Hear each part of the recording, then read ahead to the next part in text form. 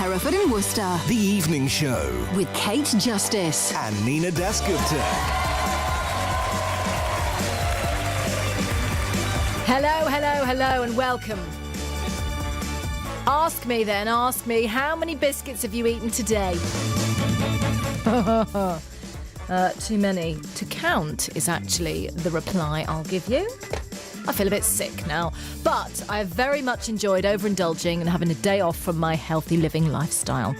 Now then, we're talking about food tonight on the show because Nina is out foraging for her dinner. Yeah, no, we haven't sort of hit the wall financially. We're not that hard up, but it can be quite a wholesome and rewarding experience to forage for your dinner. Well, so we're told. Anyway, Nina's putting it to the test. She's doing it tonight. We'll find out exactly what she's looking for, found and cooked. Yes, we're going to go through the whole process. Now, it's one thing picking your own fruit or growing your own vegetables, I suppose, but actually foraging for a feast? Well, we'll see how it turns out. Now, this is as part of an organised event. OK, so she has experts involved and people to help her and guide her and show her the way. People who know what they're doing, which is always helpful. The brighter sound for your weekday evenings. BBC Hereford and Worcester. Speak to Nina after this. Nina is out foraging for her dinner tonight, which I think is most stand-up of her. I know it's all part of a specific organisation. It's a Cook School event, to be precise. I'll let Nina tell us about it in more detail. Foraging for food, Nina. You know, it's not, you're not scraping up roadkill or anything, are you? No. This is all like the herbal and the vegetable and the fruit side of foraging for your food. I'm in Bewdley. It's Bewdley Cook School is where I am. Now, if you know Bewdley well, you may have driven past this and not actually known it's here. It's just by the Hot Pole pub. That's where you'll find it. And it's the most beautiful location. I had a glorious drive on my way here. So I drove through Astley, I drove through Shorley. Lovely, lovely sunny afternoon to find this amazing place. So if I describe where I'm standing right now, I'm standing on this massive patio, lots and lots of decking, lots of lovely tables and chairs out here, very wooden, very rustic. So that's what I'm looking towards the Cook School. I'm just going to turn around and look the other way, and I've got a view of a fantastic meadow here, and I can see people all down towards the bottom. They're all out foraging at the moment. I've had a little walk around to see what you can find here. So you can find over 20 edible things in this field alone, which is just out the back here. So it's a beautiful place. Acres huge. You've got ancient cherry trees here as well, something that Bewdley is very well known about. And then looking over some more fields, I can see right at the back the skyline is just the wire forest, so surrounded by trees, not so far away. But it's a lovely location here, and you can stand on this balcony and you can watch the sunset and the sunrise as well. So it's a wonderful place. It's like it feels like you're on holiday. That's the best way I can describe it. It's like a kind of holiday location. You know, where you'll go and spend a fortune to go and have a drink on a nice, like, kind of bar or veranda to watch the sun go down. That's what it's like here in Bewdley. That's exactly what it looks like. You know, very, very nice place. I've been wandering around, actually. I've been having a look around this patio, and I'm actually sneaking around someone's house, to be honest. And there's all sorts of contraptions that you can use to cook your food outside. Obviously, being the Cook School covers lots of different things. And I found a couple of really random barbecue looking things. That one looks like a rocket. I don't really know what that is. So that's the one side of me. So I might have a poke around and see what that does. And then I've obviously got a glorious kitchen here, and the table's all decorated with wild herbs and everything. And they're starting to make dinner for people tonight so they can taste what you can forage out and about. And it's very interesting what you can find, that you'll walk past the hedgerows and think, didn't even know I could eat that. So yes, you're going to hear much more about that as well. Yes, very nice. And I found something called Meadow Sweet, which you can make cider beer out of as well, and you can also use an antiseptic. That is multitasking, because there's also medicinal uses. Medicinal. Okay, Meadow Sweet. I'm writing that one down. Okay, Nina, thank you very much indeed. We'll come back to you shortly to see how she's getting on. See, that's the secret to foraging for food. You've got to be in the right place, and you've got to have people around you who know what they're looking for. Now, what delights is Nina discovering while she's foraging for food tonight? Now, this is the Forage and Feast event. It's going on, this afternoon and into tonight. It's a wild food and professional cookery event, okay? So you can see the way the two things marry up there. And it's going on in Bewdley at the Cook School, okay? So there are experts on hand to tell us what to forage for and what not to eat, I would imagine, Nina. Indeed, yes. Now, Owen is our expert on what to forage for. Now, I have been out for a bit of a walk with him a little bit earlier on, and you'll hear more about that, about what we've seen and what you can eat and what to look out for. A top tip is, if you don't know what it is, don't pick it and eat it, and don't eat anything with red spots on the stalk. That's two very important things I have learnt from foraging. So I'm in the kitchen now. There's loads of stuff here, Kate. There's like some really cool stuff. There's an actual dehydrator with nettle leaves, I think. Yep. Yes, I've got it right. And there's an auger as well. I'm going to have a chat to Daren, actually, because you know, this is your baby, isn't it, this Cook School? Yes, this is my Cook School, yeah. So how long have you been in the industry for then? Dare I say 35 years. Really? Whoa. Starting to get long in the tooth about it. Yeah. So this is quite a different event. It's not just about cooking, it's about the foraging and what you can get from just in that meadow outside your house, really, isn't it? Just outside the school. What are we looking at here? Well, I've made some bread today. I've done it all in different variations. I've got some nettle bread, which we incorporated in two different ways. We cooked it and we kept it raw, and we showed the bread off in two different ways. And then the same with the wild garlic. We just laid it into the bread raw in one stage, and then we cooked it and incorporated it into another one, just to show the different diversities of the types of bread we could make. So that's the bread. If we turn around, if we walk round here, I'm just going to go to the main table, Kate. You might need to get the microphone a bit closer to your guest, by the way. Okay, fine then. I shall do that then. So we've walked over to another table. Now I can see you've got some old recipes and cards here. What are we looking at on this table? What's been foraged here? So what we've done is wild garlic here. We've got the wild garlic, and I've made crisps. I've used a method with the oil and got them into a crispy state, so they can sort of, dress the dish up and make it a little bit crispy and change the textures, really.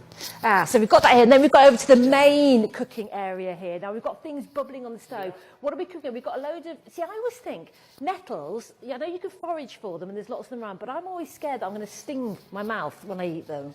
No, once you cook them, they've only got to be in blanching water for 30 seconds and they're perfectly safe. But so here with the nettle soup I'm going to make, there's going to be some goose grass, which we call sticky grass, and we're going to use some hogweed as well, the stems. So what is so good about foraging for your food and then cooking it up? What added bonus does it add to your diet, really, if you forage for your food? Well, it's good for your essentials, obviously, all your vitamins.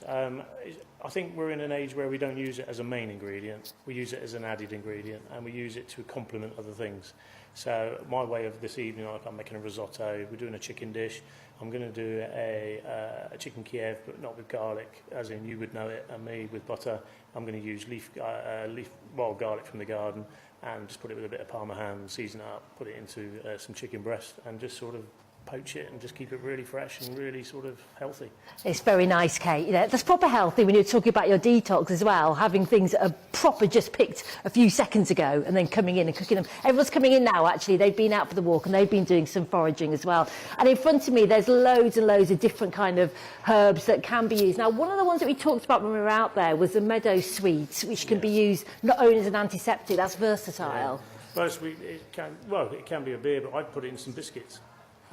Just to give that sort of, it's got a slight taste of germaline, if anyone can remember that from their younger years. But in a biscuit, nice and sweet, got that little bit of aromatic, a little bit of a fragrance, just behind the scene. It just really is something different. That's all I can say. It's an old-fashioned flavour, so it's sort of, let people eat it gently and just get used to it slowly. So there you go, Kate. There's loads what you can do with what you can find in your back garden. I don't know about your back garden, but there's loads and loads of things that you can do with foraging around and having a look. We've got primrose here as well. We've got sorrel. I've had a taste of that, and that tastes very kind of orangey. We've got lemon balm, the nettle, garlic mustard, wild thyme. I'll tell you what, I'm going to go off and find out what else we can do with the food that's been foraged, and I shall speak to you in a little while. OK, wonderful stuff. I think there's a few tricks and tips in there. And I am so with Nina on the idea of something being freshly plucked and then eaten. and ingested, I think that's got to have the most amount of goodness possible in it.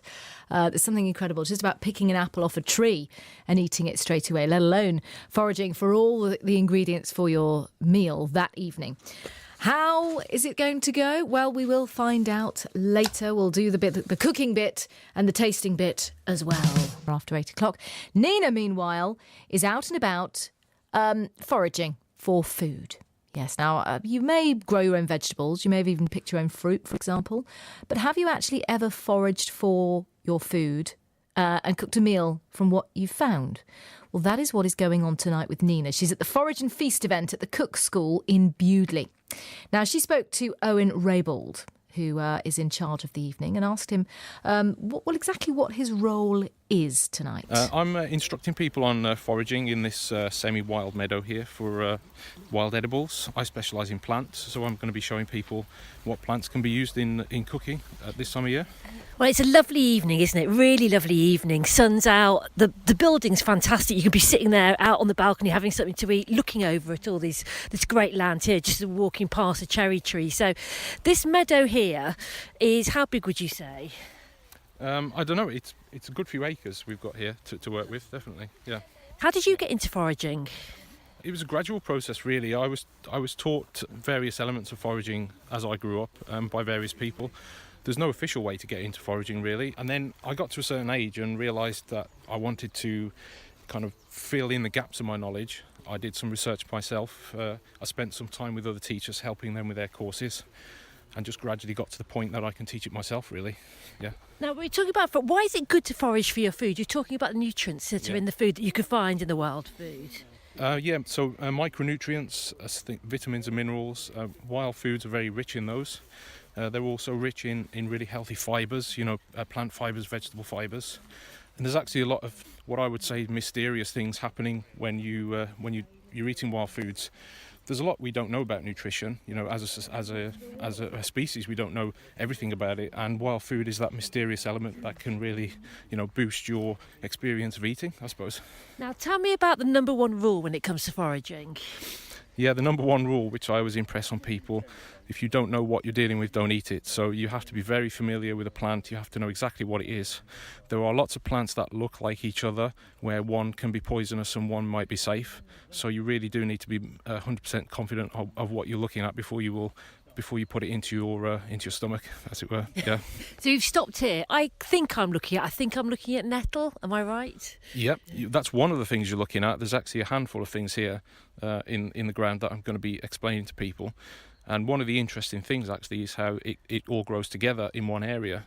And you can, if you stop and just look at one spot, things will start to jump out at you as to what you might be able to use. Okay, folks. So I've stopped here. We've got a nice patch here underneath this cherry tree. First of all, if you look up, you can see the cherry blossom, which is one of the edibles that we can use. We use this as decorative flower for salads and such like. Cherry trees are often grow in the wild, and one way to recognise a cherry tree, although these are particularly old, but you'll see if you look up a bit further, you'll see there's some horizontal lines that go across the bark of the tree, almost as if somebody has kind of come along and cut it with a knife. And the younger cherry trees will have that quite prominent, so that's a good sign that it's a cherry tree. And a forager might spot that in the winter and remember the location of the tree, and then come back a few months later to get the fruit. So that's one tip for you in terms of recognising it in the winter. So if we look on the ground here, what we're looking for with nettles is to take what's called the nettle top, which is the top 3 layers of leaves, shall we say. You can fairly safely pick the nettle without being stung, so long as you don't actually touch the edge of the leaf. You will get a very, very mild amount of sting from the stalk, but not very much. But if you're picking a lot, it's better to have gloves, obviously. And at this time of year, this is now perfect as an ingredient for soups, for teas, for stews, whatever you want to use it for. It behaves very much like spinach as you cook it, and you do need to expose the leaves to boiling water just for a few seconds, and then the stinging properties will be gone, and you're free to handle it then as you want to handle it. What does it taste of? Does it taste stingy or bitter?